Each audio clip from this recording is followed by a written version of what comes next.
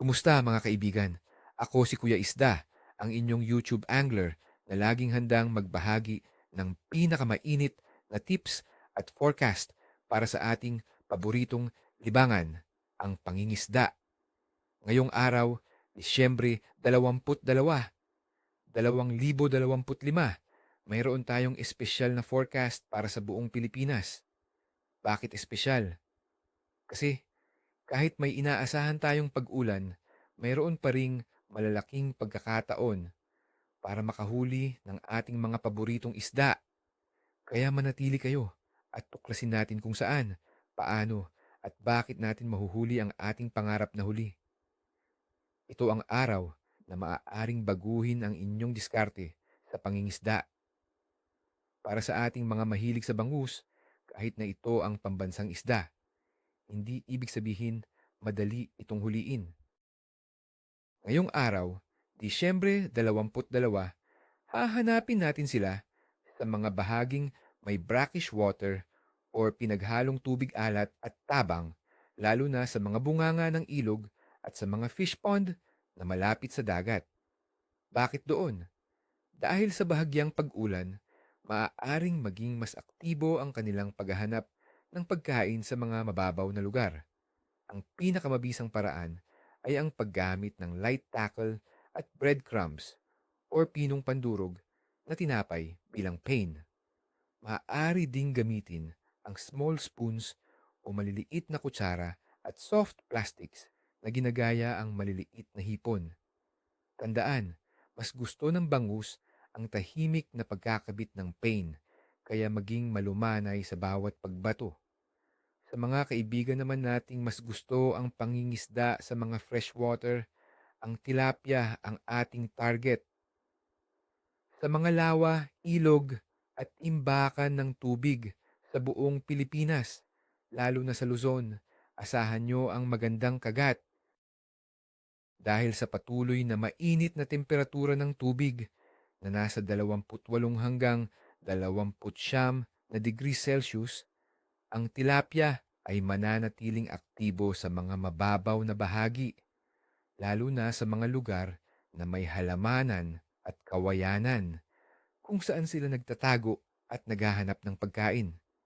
Gamitin ang pamingwit na may maliit na float at earthworms or bulate, mais, or bread daw bilang pain. Magandang gumamit ng chumming o paghahagis ng konting pain para maakit sila sa inyong pwesto. Ngayon, para sa mga thrill seeker na mahilig sa saltwater fishing, ang talakitok ang ating hinahabol.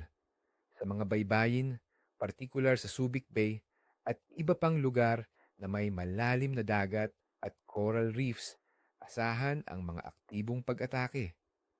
Kahit may ulan, ang maligamgam na temperatura ng tubig dagat ay magpapalabas sa kanila. Hanapin sila sa mga drop-offs, mga ilalim ng bato, at sa mga lugar na may malakas na agos.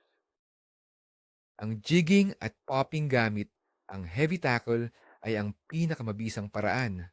Gumamit ng mga lures na kumikinang at gumagaya sa maliliit na isda tulad ng sardines or mackerel. Ang agresibong paghuli sa talakitok ay magbibigay sa inyo ng laban na hindi nyo malilimutan. At para sa mga naghahanap ng masarap na huli, ang maya-maya or red snapper ay nasa listahan natin. Sa mga bahaging may rocky bottoms at reefs, lalo na sa mga mas malalim na lugar, malapit sa baybayin, asahan silang magpaparamdam. Ang mabuting presyo ng tubig at ang mainit-init na temperatura ay perpekto para sa kanila.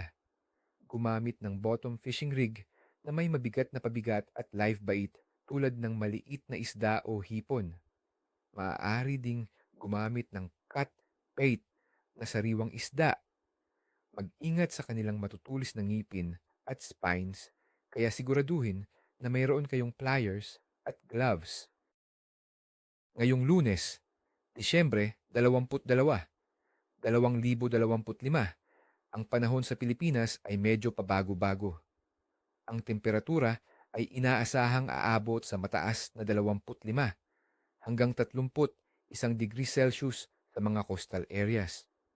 May mga pag-ulan sa araw at mahinang pag-ulan sa gabi na may 75% na tsansa sa araw at 65% sa gabi.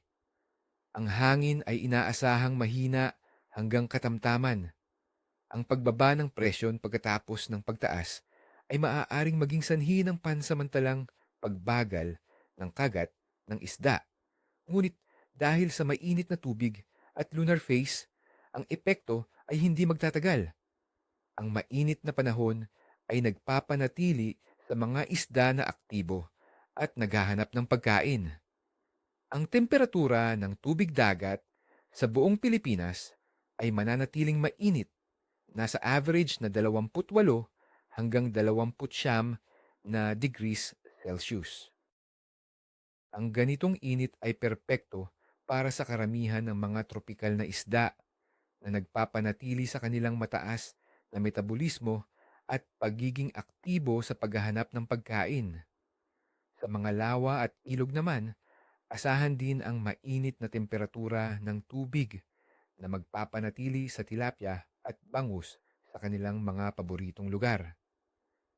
Sa Disyembre 22, 2025, tayo ay nasa waxing crescent phase ng buwan. Ito ay 2 hanggang 3 araw pa lang pagkatapos ng new moon na may mga 5 hanggang 10% lamang na liwanag.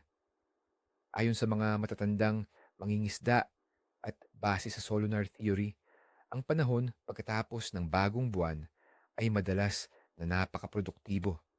Dahil sa madilim na gabi, mas aktibo ang mga predators sa paghahanap ng pagkain sa araw.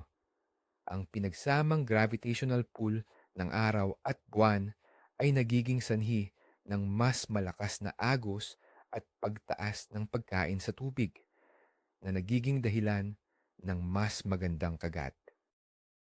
Dahil sa pinagsamang mainit na temperatura ng tubig at ang waxing crescent phase ng buwan, ang pangkalahatang aktibidad ng isda ay inaasahang magiging maganda hanggang napakaganda. Bagaman may pag-ulan, hindi ito sapat para pabagalin ang aktibidad ng isda, lalo na sa mga protected areas. Asahan ang isang araw na puno ng aksyon, lalo na kung gagamitin natin ang tamang diskarte. Kaya mga ka-angler, handa na ba kayong umalis at subukan ang inyong kapalaran? Sa mainit na tubig, aktibong buwan, at sapat na pagkaing inaalok ng ating karagatan at freshwater systems, ang Disyembre 22 ay nangangako ng isang masaganang araw ng pangingisda. Huwag kalimutang i-check ang inyong kagamitan, maging ligtas, at syempre, i-enjoy ang bawat sandali sa pangingisda. Ni isa mang buntot, ni isa mang kaliskis. Kung nagustuhan nyo ang forecast na ito, huwag kalimutang i-like ang video, mag-subscribe sa aking channel para sa mas marami pang tips at pindutin ang notification bell. Ibahagi ang inyong mga karanasan sa comment section. Anong huli nyo kahapon? Anong plano nyo sa weekend? Ibahagi ang inyong mga observations at kwento.